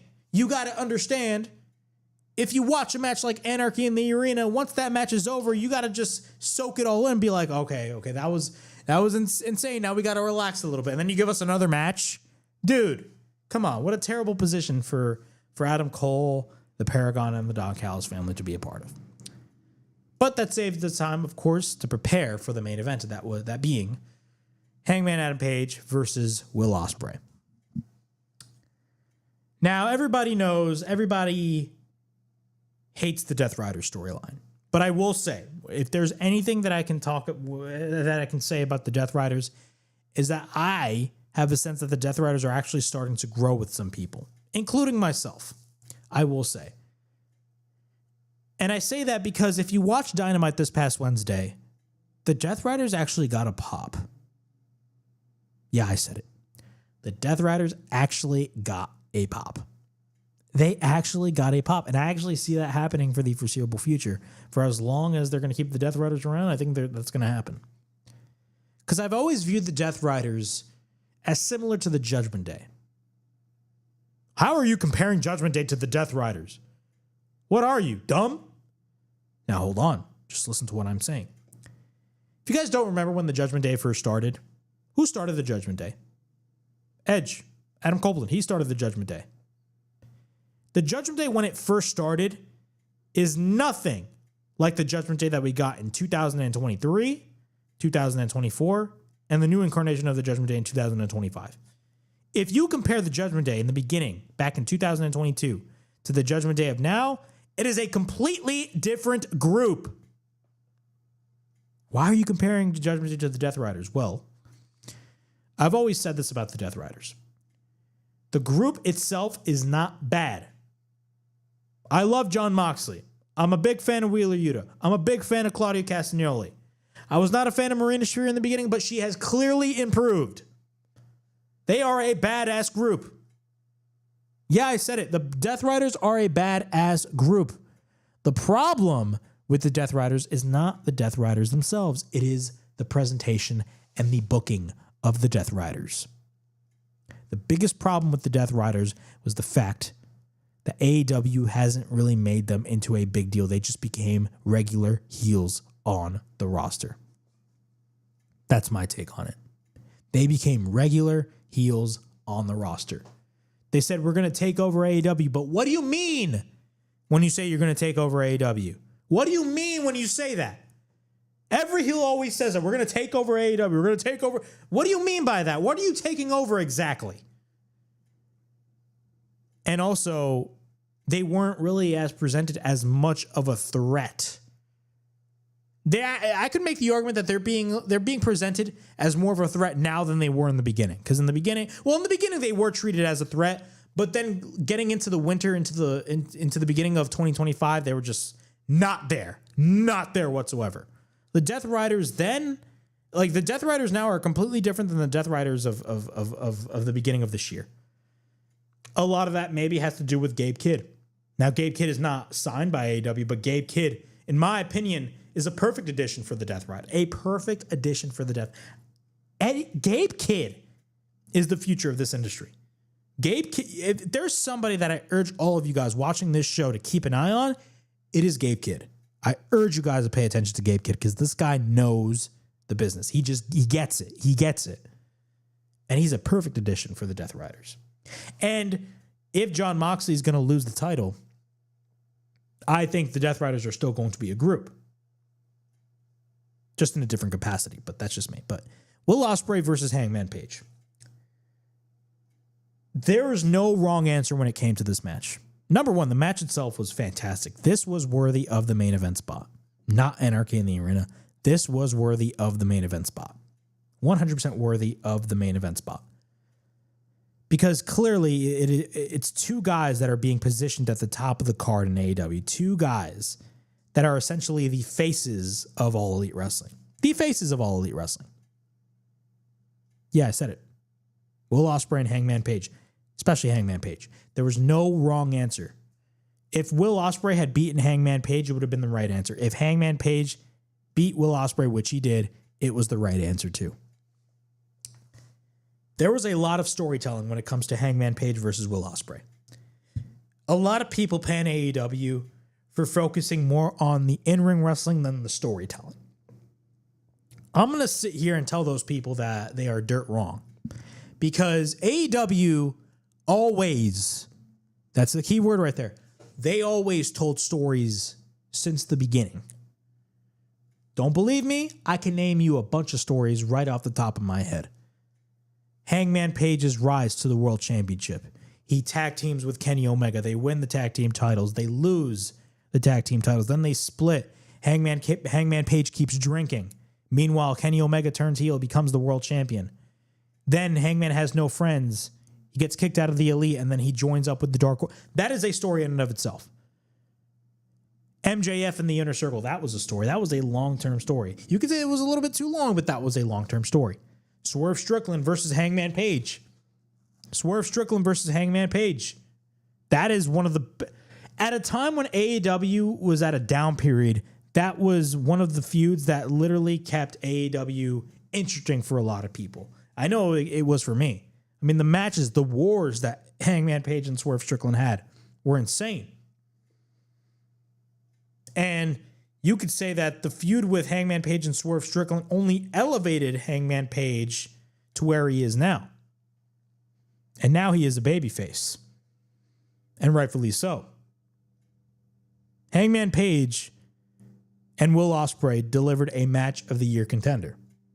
AEW always delivers match of the year candidates and match of the year contender. They always do that. But this match was different because, again, the stakes were high for this match, and they made it abundantly clear that the stakes were high in this match the Wednesday, the Go Home Dynamite before this pay-per-view. If you watch that segment between Hangman Page and Will Ospreay, you know what I'm talking about. But both men in this match delivered 110%. I'm telling y'all, this match was insane. This match was awesome. There was a point in the match where Hangman Page hit the Angel's Wings. Of course, Hangman Page in kayfabe retired Christopher Daniels in that Texas Death Match. What was it, on Collision? But that was a great callback. Like, dude, Like, I believe Will Ospreay hit the JML driver at one point. Like, bro, there was a lot of storytelling in this match. A lot of storytelling in this match. And both guys, whoever won this match was going to be the right decision, regardless. Hangman Page beat Will Ospreay and is going to be facing Jon Moxley at All In. This was a fantastic main event, and by far the best main event at a time where the last few AEW pay-per-views did not have great main events. And a lot of that was involving Jon Moxley. I thought the match with him and Swerve was not really that great. Granted, the outcome was even worse because a lot of people were complaining about that. I wasn't complaining about that, and I still stand my ground when it comes to that. But the match with Jon Moxley and Adam Copeland wasn't great. The Orange Cassidy versus Jon Moxley match at Full Gear, which I attended, wasn't that great. What was it? The 4-way match that took place at World's End wasn't that great either. Like, AEW throughout the last couple of pay-per-views had a track record of terrible main events. And this match basically redeemed them from that. This match was fantastic. Hangman Page has won the Owen Hart Cup tournament and is going to be facing Jon Moxley at All In. Now, speaking of All In, the matches, of course, that are officially taking place at All In, of course, we have Hangman Page versus Jon Moxley for the AEW World Championship. And we got Mercedes Moné taking on Toni Storm for the AEW Women's World Championship. Those are the only two matches announced for All In. Now, some of the rumored matches that are going to be taking place at All In, and there's only two that I have written here. And the first being Will Ospreay versus Swerve Strickland 2. Now, if you guys watched Collision last night, there was a segment. Of course, if you guys watched Dynamite, if you guys watched that segment, that opening segment of Dynamite with Hangman Page coming in, cutting a promo, and then Swerve Strickland coming in, asking if Hangman Page had to do with the Elite costing him the match at Dynasty, and then Ospreay coming in saying that we all have to work together. It's not me, it's not Swerve, it's Hangman. Hangman is the guy. Bro, that was a fantastic segment. The stakes are really high for this match. But Swerve was like, no, I'm not going to deal with Hangman Page. I still hate you. I hate your guts. And he refused Will Ospreay's ultimatum. Then last night on Collision, he was interviewed by, I believe, Renee Paquette, but then Ospreay comes in the picture and he tries to talk some sense into Swerve Strickland, but Swerve just doesn't have any of it. And what happens? Both end up brawling. So from what it looks like, we're going to be getting Swerve Strickland versus Will Ospreay 2. Of course, this is going to be the rematch from their match at Forbidden Door, which, by the way, their match at Forbidden Door last year was fantastic. A lot of people were saying that Will Ospreay should have won the World Championship then, but I thought it was just way too early. Why would you have Will Ospreay win the World Championship way too early in his AEW run? It just doesn't make any sense. But we're going to be getting, from what it looks like, we're probably going to be getting a second match between Will Ospreay and Swerve Strickland, and I'm down for that. That's a stacked lineup right there. And also we're going to probably, and I mean, it's bound to happen. It's not announced, but it's bound to happen. We're going to be getting Kenny Omega versus Kazuchika Okada. Is it going to be for the Continental title or for the International title? Or are they going to unify both the International and the Continental title? Because it makes no sense for AEW to have an International title and a Continental title. It just doesn't make any sense. I know some people on social media, and don't take my word for it, take for the people that made this pitch on social media. I'm not going to name who, you already know who it is. But some people made the pitch of, what if they merge both the International and the Continental title and made it into the AEW Intercontinental Championship? I don't know. It'd be a good idea, but that's just me. All In is looking to be a freaking stacked show. If you are watching the Great American Bash, dude, I'm sorry, but you're watching the wrong show. You should be watching All In. That's just my opinion. But when it comes to Hangman Page and Jon Moxley, who should win? There's been a lot of talk about Darby Allin.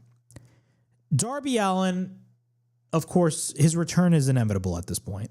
He is bound to return. We don't know when.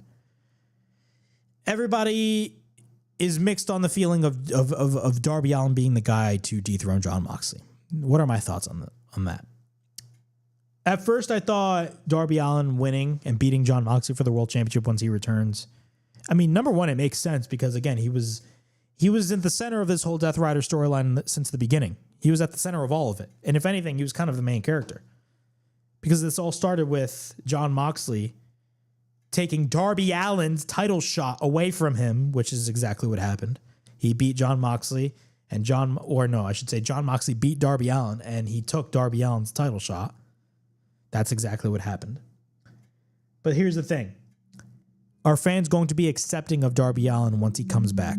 If Hangman Page, for any specific reason, if Hangman Page loses to Jon Moxley, which I don't see being the case, and I think there'd be major backlash if Hangman Page loses.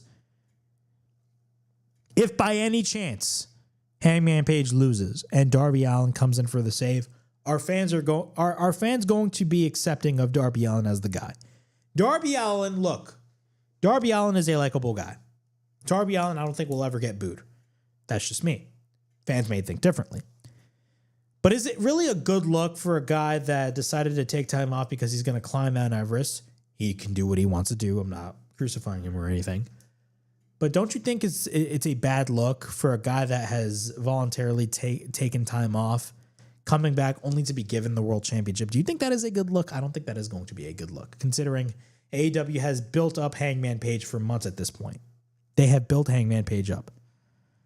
So what are my thoughts? What is my opinion? Who do I think should win at All In?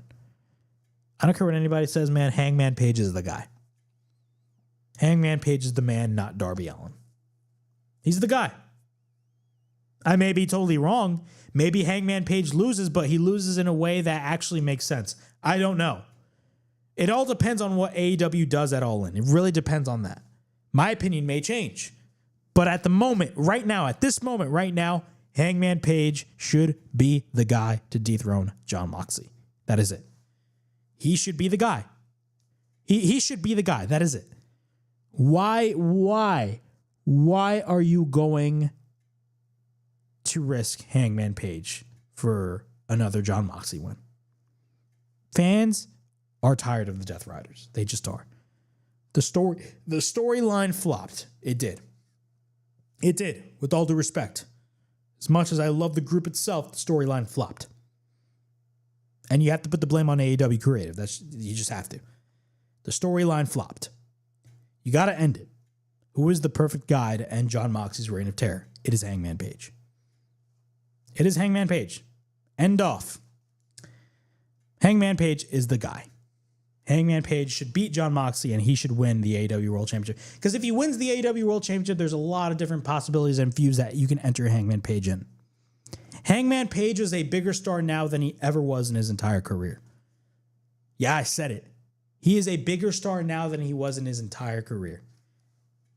Because AEW has booked him tremendously. Ever since the feud with Swerve started in late 2023, all AEW was doing was just building up Hangman Page to get to that top level again.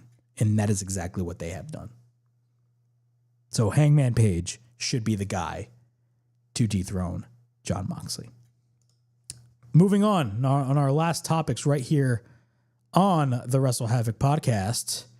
Of course, we are going to be running through the cards for Money in the Bank and Worlds Collide. Run it real quick with Worlds Collide. These are the matches that are announced. Of course, we have Legado del Fantasma versus El Hijo del the Dr. Wagner Jr., Pagano, I think that's how you call it, and Psycho Clown. Stephanie Vaquer and Lola Vice will take on Delays and Chick Tormenta from AAA. Ethan Page, who just beat Ricky Saints. I keep calling him Ricky Starks. I still call him Ricky Starks. Ricky Saints for the NXT North American Championship will defend his newly won title against Javon Evans, Ray Phoenix, and Laredo Kid for the North American title. I'm definitely excited for that match. And of course, the newly won AAA Mega Campeon, the AAA Mega Champion, he beat, just fairly recently, he beat Alberto El Patron. Clearly shows WWE's mentality when it comes to Alberto Del Rio or Alberto El Patron. They clearly did not want him as champion. He's going to be defending his title against Chad Gable, a.k.a. El Grande Americano. I'm telling y'all that match is going to be a banger. Moving on, quick rundown of this Saturday's Money in the Bank. We got Lyra Valkyria defending her Women's Intercontinental Championship against Becky Lynch. This is an interesting feud. I'm definitely excited for this. And the stipulation is that if Becky Lynch loses, she will no longer challenge for Lyra's Intercontinental Championship. We have the women's Money in the Bank match, as Alexa Bliss will take on Rhea Ripley, Roxanne Perez, Julia, and Naomi. Naomi actually recently qualified this past Friday on SmackDown. And we have another spot left for the Money in the Bank ladder match. And this week we actually got a women's Money in the Bank qualifying match, as Stephanie Vaquero will take on Liv Morgan and Ivy Nile in a triple threat match. I'm crossing my fingers Stephanie Vaquero will get the win. She deserves to be a part of Money in the Bank. The men's Money in the Bank match, we got Seth Rollins versus Solo Sikoa versus LA Knight versus Penta versus Andrade versus To Be Determined. And of course, we got a qualifying match this Monday on Raw in a triple threat, as CM Punk takes on AJ Styles and also takes on El Grande Americano. So we got another triple threat match. I think it's obvious that CM Punk is going to get the win in this match. As much as I like AJ Styles, as much as I like El Grande Americano, clearly CM Punk is the bigger star. He's going to be involved in this match. And it's an easy, segue to get to John Cena versus CM Punk, which I think is going to be the SummerSlam match, or I should say the SummerSlam main event. I think they're going to book John Cena versus CM Punk. Because if you really think about it, because John Cena has up until December. He has up until December. And by December, he's already going to be a babyface. He's going to eventually turn back as a babyface. I think the feud with a match with CM Punk is going to be John Cena's last match as a heel. But that's just me. And of course, we got the main event. Cody Rhodes and Jey Uso versus John Cena and Logan Paul. As you guys know, Money in the Bank is taking place this Saturday at the Intuit Dome. And they need a lot of course, influencers and all that stuff. And a lot of celebrities are going to be there, considering it is in Los Angeles. So, of course, you're going to have John Cena team up with Logan Paul. Even though I'm not excited for this match, I understand why they booked this match. Cody Rhodes, of course, recently made his return this past Saturday at Saturday Night's Main Event, saving Jey Uso. And, of course, now they're teaming up together. What are my thoughts on this match again? Not as excited, but I understand why they are booking this match. I'm more excited for the men's Money in the Bank match than ever because, normally these Money in the Bank matches are great. But nonetheless, this should be a pretty entertaining show. I'm very excited to see what WWE does for Money in the Bank. And, of course, the implications as we head towards SummerSlam, that being in August. But, yeah, that was the WrestleHavoc podcast from June 1st, 2025. We definitely talked about a lot on this edition of the show. Of course, it is episode 6 of the WrestleHavoc podcast, and this concludes this week's edition of the show. We talked about R-Truth. We talked about Mariah May.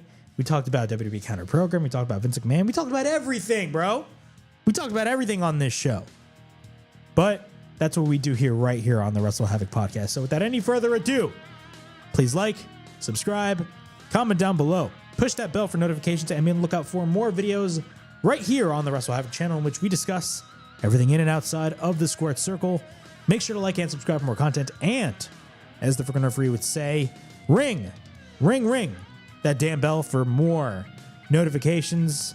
Of course, check out the WrestleHavoc podcast every Sunday night, not only on the WrestleHavoc channel, but also on the WNN World News Network Facebook page and YouTube channel. I want to thank you guys all for watching. If you guys are watching on the WNN Facebook page or YouTube channel, I thank you guys so much for watching this week's edition of the WrestleHavoc podcast. And without any further ado, it is yours truly, Flamin' Ricky DeRays, signing out on the WrestleHavoc podcast. I'll see you guys all next week, and be on the lookout for more content on the WrestleHavoc channel.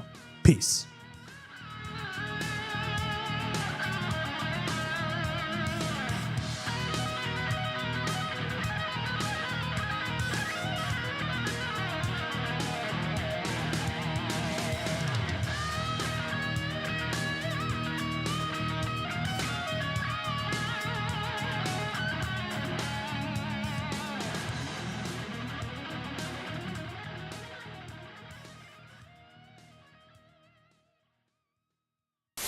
Get stealing, woo, wheeling, dealing, limousine riding, jet flying, son of a gun. Yeah! Kurt Angle, yeah! Why, Triple H, you son of a Tell me why. And Tony Khan, this is also on you. I am going to ruin wrestling. Just get over here.